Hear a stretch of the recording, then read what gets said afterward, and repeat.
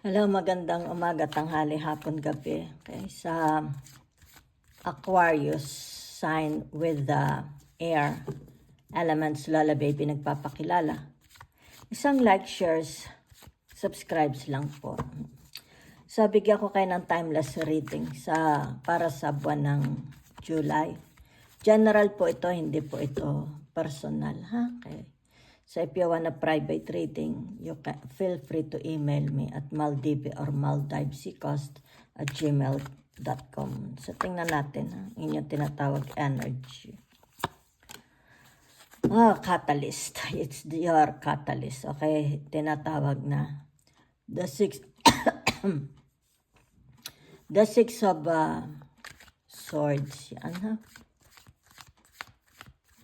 Ano itong bago na ito? Bagong gadgets?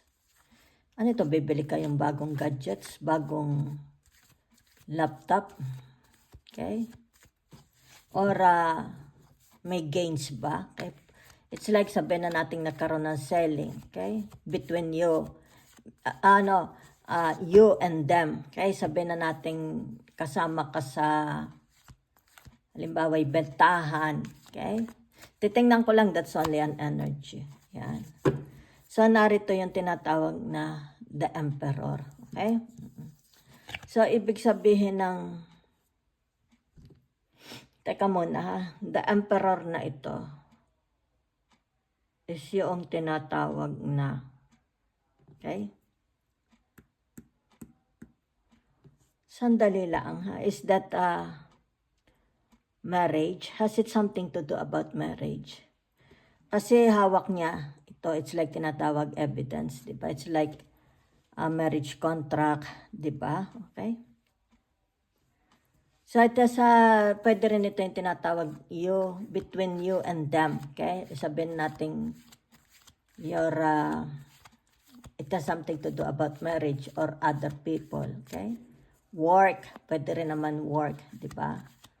Friends, society, group of people. Sandali lang. Okay? It's like meron ditong pag-uusap na mangyayari. Very, very fruitful. Yan o. Fruitful, maganda po ha. The outcome is very, very good. It's like there is a wins, gains. Yan, okay? So, sandali. That's between you and them kung sino man yan ha. Maybe sabihin na natin bank manager ang kausap mo, baka ang kausap may immigration, the embassy, employer, di ba, school, university, SSS, maybe health insurance, di ba, kung sino yan, okay? Ibig sabihin nito may provision, magandang resulta, yan ang magandang resulta, yan o. Kaya lumabas ang tinatawag na temperance. It's like nagkaroon dito ng accordance. It's like unity na kapirmahan na. Okay? Maganda po. So, meron dito tinatawag na the Seven of Cups. Yan po. Yan. Ano ito? Yan. Ibig sabihin nito, what you are praying, what you are wishing, magmamaterialize na. Yan o. Magmamaterialize na ha.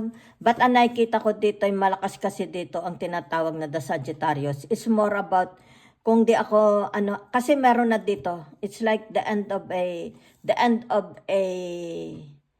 cycle and there is a beginning of cycles. It's like tinatawag, natapos na rin yung usapan. Okay? Nagkaroon na ng accordance. Ibig sabihin nito, sige, yes, yes. It's like parang nasa jury, yung 10 tao, lahat yes, isa lang ang sagot. Di ba? So, ang nakikita ko dito, it will happen, tinatawag na bago pumasok ang winter. Okay? Ha!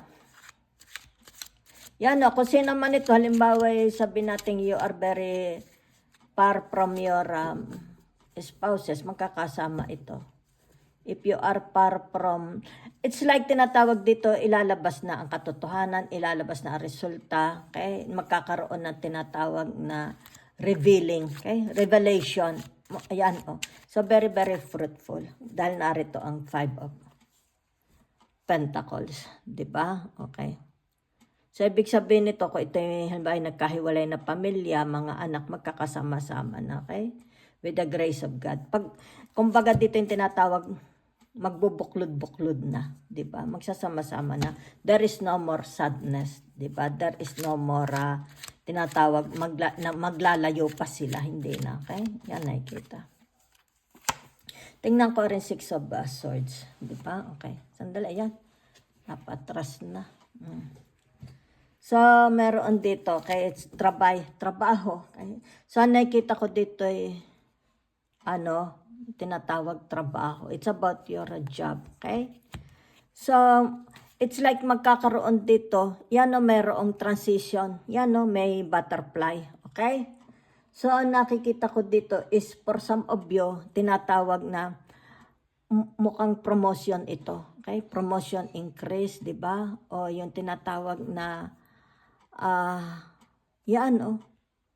harvesting. Yan. So, maganda kung ito'y trabaho kasi lumabas trabaho. Okay? It's like sabihin na natin, okay, patatawag kayo. Okay? Maaari ito'y patatawag kayo. Malaking blessings po kasi ito na rin eh. Okay? Ibig sabihin, yung tinatawag ito ang problema. Di ba? Yan, sandali. Tingnan ko yung the emperor, ha? Okay. 2, 4, 6, okay? The 6 of, the 6 of clubs. Yan, ha? So, ibig sabihin nito, the outcome. Yan, no? Outcome po. Yan, ha? Maganda, okay? So, ibig sabihin nito, yung tinatawag race, promotion, the outcome. Yan, no? The outcome. It's like you are dealing with someone with authority. Yan, ha? So, whatever, yung resulta, hinihintay mo, lalabas na, okay? Ayan, no, kasi narito ang angel. Okay, the temperance. So, ayan, no, kita ninyo, oh. Kita mo, the sign of the cross, the sign of heaven, and the angels, di ba? Yan, kumbaga dito yung mga agam-agam mo, mga sakit ng ulo mo, problema mo. Ayan, mariresolve na po. Yan na. Kasi naman ito, it's like you are dealing. And nakikita ko rin dito, let's say, that is your father, mother, they are praying for you. Diba? Okay? So, naririto, okay? Meron ditong tinatawag na femme fatale. Yan o, merong sun, ha? Okay? So, success, ibig sabihin nito, the sun will shine. Magkakaroon ng success yan, no? Okay? So, ibig sabihin nito, yan o, balita ito, may magandang balita, outcome o. Ano ang daladala ng balita? Ayan o, kita mo may pigi. Diba? Ayan o. It's like tinatawag tatapatan. Halimbawa, sabi natin, ano gaya ang pigi? Areho ang ahing pigi. Pag masdan ko nga, diba? It's like tinatawag, very healthy po yan, walang sakit. Tatapatan, no? Tatapatan ng wealth, diba? So, maaari for some of you, ito yung tinatawag business. Maaari ito, it's about your business, diba? It's more about your wealth ang nakikita ko. Ang inyong wealth is magkakaroon ng malaking big transformation. Tingnan natin ang the temperance. Yan, sandalit nagliko. Yan ha. So, ang ibig sabihin nitong, yan o. The two of, ano ga ito? Yan, it's like the ladybugs, di ba? Ito, ano ga tawag dito, nalimutan ko na, clove, something like that, di ba? Okay. So, ang nakikita ko for you is tinatawag na magkakapera kayo. Yan. Teka muna, it's like, hindi ito yung perang sabi na natin na increase, okay? Ito yung windfalls of money. It's like a bonus. Yan o, makakatanggap daw kayo ng bonus. Kaya narito ang tinatawag na the 5 of Pentacles. Makakatanggap kayo ng bonus. Okay? Siguro coming from your trabaho. Diba? Yan o. Malaking bonus. Yan. One time lang yan ha. One time. So, tingnan ko lang yung tinatawag na the 7 of Cups. Yan ha. Ano yan? Ay, meron dito. Sandali si Teddy Bear. Si Father Bear. Okay? So, ano ito? The clubs. Sandali lang ha. 2, 4, 6, 8. The 10 of clubs. Yan ha. So, ibig sabihin ito, hard work pays off. Yan, hard work. Yan o, dito o. Kita mo. Dito. Di ba? So, kung ano man ito, ibig sabihin nito, yung tinatawag na malaking grasya papasok. Yan o. Hard work pay off. Kakaroon ng pay off. Yan o. Di ba? Yan o, kita ninyo. So, narito o. Diba? Yan, no? Kita ninyo. Kung ano ito, may sabihin na natin, your career, profession, your work, relationship, pero it's more about, ibig sabihin nito, yan o, diba? Yan o, it's like tinatawag one time lang itong ibibigay sa inyo, okay? Iaabot, yan o, you will receive. Yan, so ibig sabihin nito, yan na, 2, 4, 6, 8, 10, yan o. Blessings po, malaking blessings ha. Yan. Kaya dito narito ang angels, di ba? Ito'y galing dito sa person na ito with authority. Maybe boss, di ba?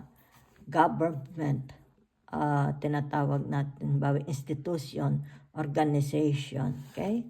So, ibig sabihin nito, malalagyan ang iyong bulsa, yung pera sa bangko, yan, oh, magkakaroon ng increase. Thank you very much.